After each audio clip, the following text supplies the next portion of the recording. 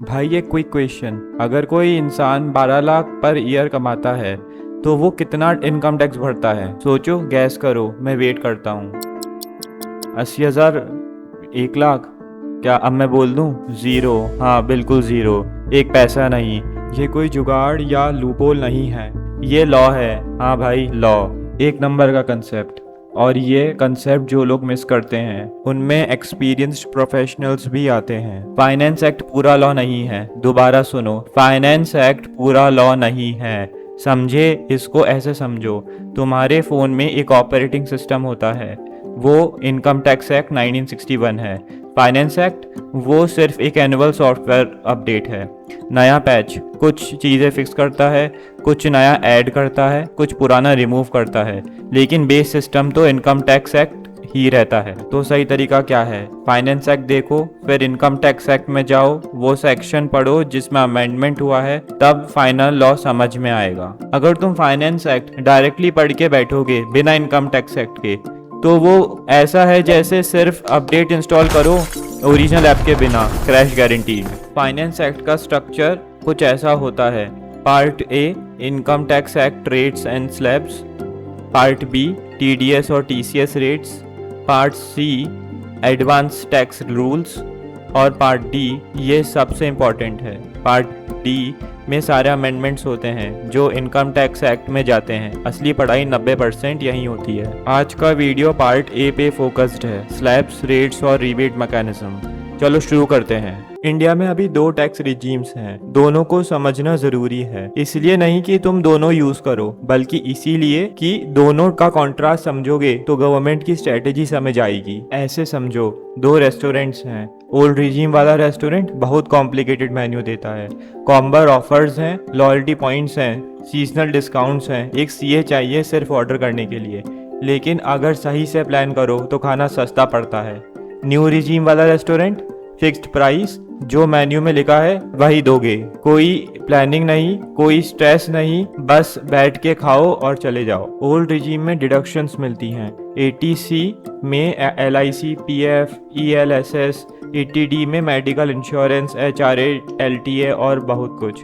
Tax rates थोड़े ज़्यादा हैं, लेकिन स्मार्ट प्लानिंग से इफेक्टिव टैक्स काफ़ी कम हो सकता है। New regime section 115 BAC of income tax act के अंडर लोअर रेट्स हैं, क्लियर स्नैप्स हैं, लेकिन ऑलमोस्ट कोई डिडक्शन नहीं, जो कमाओ वही टैक्सेबल, सिंपल। अब सबसे इम्पॉर्टेंट बात, फाइनेंस एक्ट 2023 ने न्यू रिजीम को डिफ़ॉल्ट बना दिया।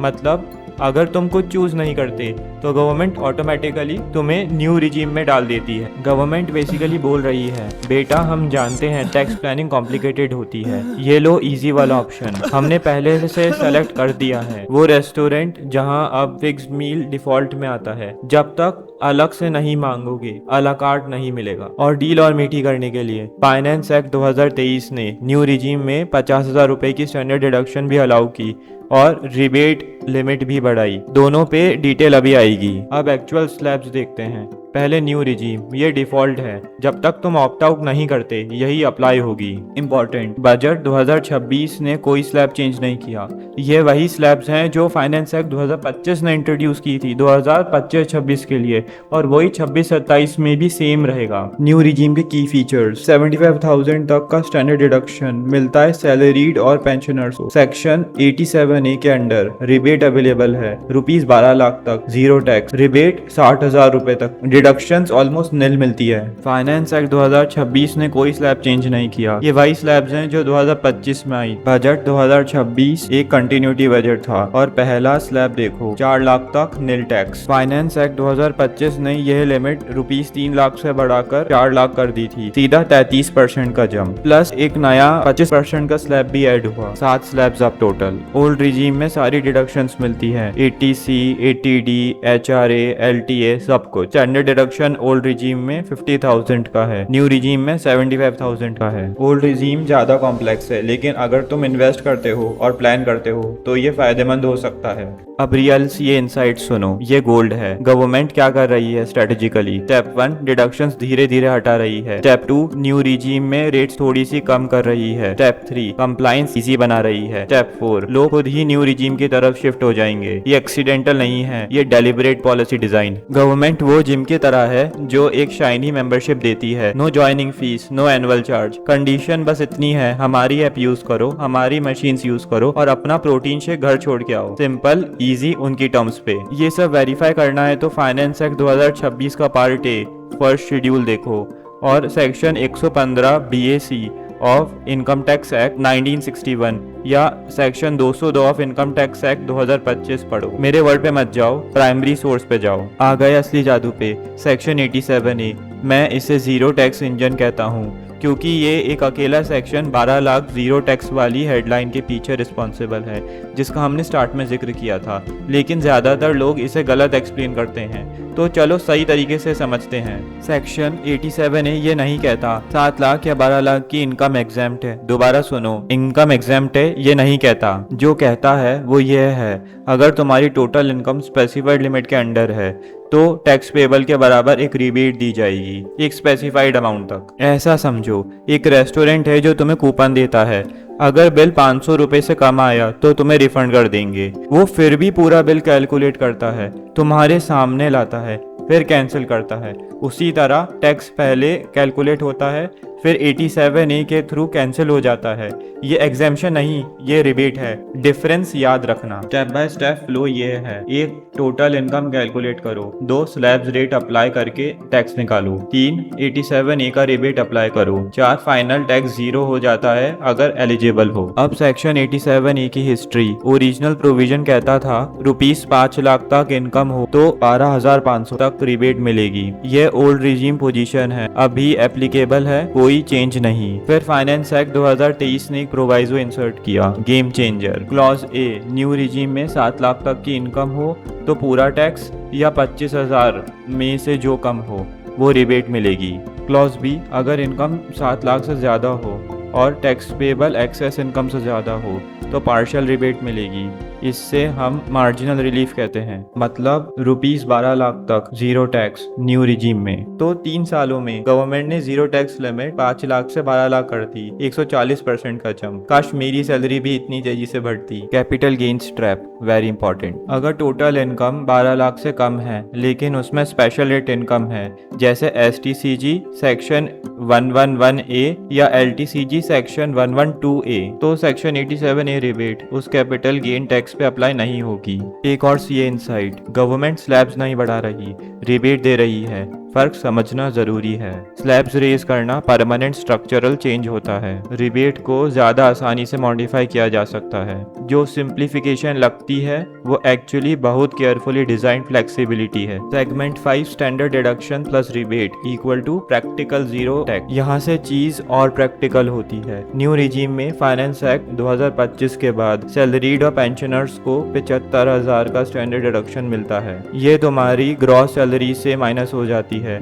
उसके बाद टैक्सेबल इनकम कैलकुलेट होती है। अब देखो क्या होता है स्टैंडर्ड डिडक्शन और रिबेट को कंबाइन करने पर। तो लीगल रिबेट लिमिट है 12 लाख टैक्सेबल इनकम, लेकिन एक सैलरीड पर्सन के लिए practical zero tax gross salary है 12,75,000। दो अलग नंबर्स, दोनों करेक्ट। अपनी सिचुएशन में देखो कौन सा अप्लाई होता है। तो अगर तुम्हारा HR 12,75,000 की सैलरी दिखाता है और TDS 0 है, अब तुम जानते हो क्यों। पूरी तरह लीगल, पूरी तरह इंटेंशनल, और तुम अभी तक कंफ्यूज थे। Note, edge case, gross income 13 lakh होती तो टैक्सेबल 12,25,000 होती।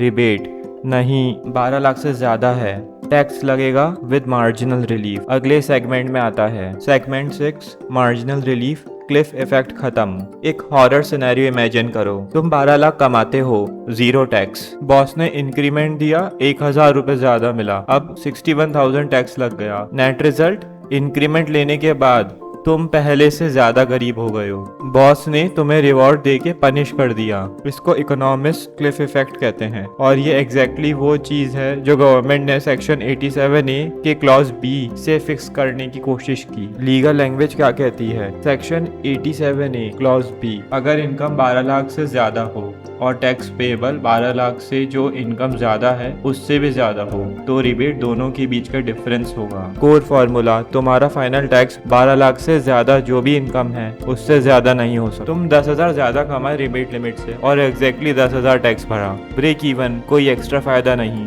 लेकिन कोई एक्स्ट्रा नुकसान भी नहीं। गवर्नमेंट बोल रही है थोड़ा ज्यादा कमाओगे तो पनिश नहीं करेंगे, लेकिन फ्री में नहीं छोड़ेंगे। फेयर डील है यार। मार्जिनल रिलीफ तभी मिलती है जब टैक्स एक्सेस इनकम से ज्यादा हो। जैसे ही एक्स्ट्रा इनकम इतनी हो जाए कि फुल टैक्स एब्जॉर्ब हो सके, रिलीफ ऑटोमेटिकली नहीं मिलती। ट्रांजिशन स्मूथ है, क्लिफ खत्म। गवर्नमेंट ने क्लिफ की जगह रैंप बना दिया। अब 1 रुपया ज्यादा कमाओ, 1 रुपया का एक्स्ट्रा टैक्स। स्मूथ, लॉजिकल, जो पहले से होना चाहिए था। खैर, देर आए दुरुस्त आए। Segment 7, real CA strategy, zero tax zone में रहना। अब समझते हैं कि स्मार्ट टैक्स पेयर्स कैसे सोचते हैं। ऑब्जेक्टिव सिंपल है, टैक्सेबल इनकम को रिबेट थ्रेशोल्ड के अंदर रखो। Classic example, salary income 12,90,000, standard deduction 75,000 minus करो। टैक्सेबल इनकम 12,15,000, 15,000 रिमेट लिमिट से ज्यादा है, मार्जिनल रिलीफ अप्लाई होगी, लेकिन फिर भी 15,000 टैक्स लगेगा। लेकिन अगर 15,000 एनपीएस में डाल दो एम्प्लॉयर कंट्रीब्यूशन रूट से, बूम, टैक्सेबल इनकम 12 लाख हो गई, रिबेट अप्लाई हुई, टैक्स जीरो। तुमने 15,000 अपने रिटायरमेंट फंड में डाले और 15,000 का टैक्स बचाया। ये टैक्स इन्वेजन नहीं है, ये टैक्स प्लानिंग है। फाइनेंशियल ईयर 2026-27 से इनकम टैक्स एक्ट 2025 अप्लाई होगा। सेक्शन नंबर्स बदल जाएंगे, लेकिन टैक्स ट्रीटमेंट सेम रहेगा। और याद रखना, अपनी प्लानिंग किसी क्वालिफाइड सीए से ज़रूर वेरीफाई कराओ। लॉ हर साल बदलता है। जो फाइनेंशियल ईयर 25-26 में काम करता था वो 26-27 में सेक्शन नंबर्स के साथ चेक करो। अजम्पशंस पे नहीं, करंट लॉ पे प्लानिंग करो। Segment 8, summary. चलो रैप अप करते हैं। 5 चीज़ें जो अब तुम जानते हो वो ज़्यादातर लोग नहीं जानते। एक, finance act income tax act को अमेंड करता है, दोनों एक साथ पढ़ो। फाइनेंस एक्ट अकेला इनकम्प्लीट है।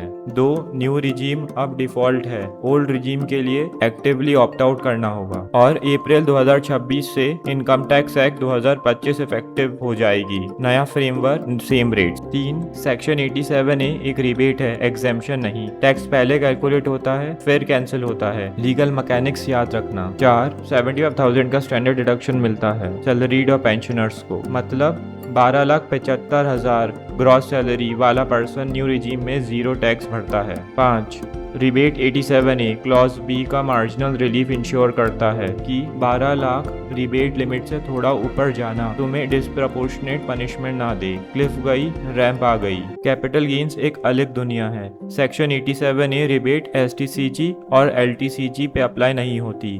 फाइनेंस एक्ट 2025 ने यह एक्सप्लिसिटली बंद कर दिया।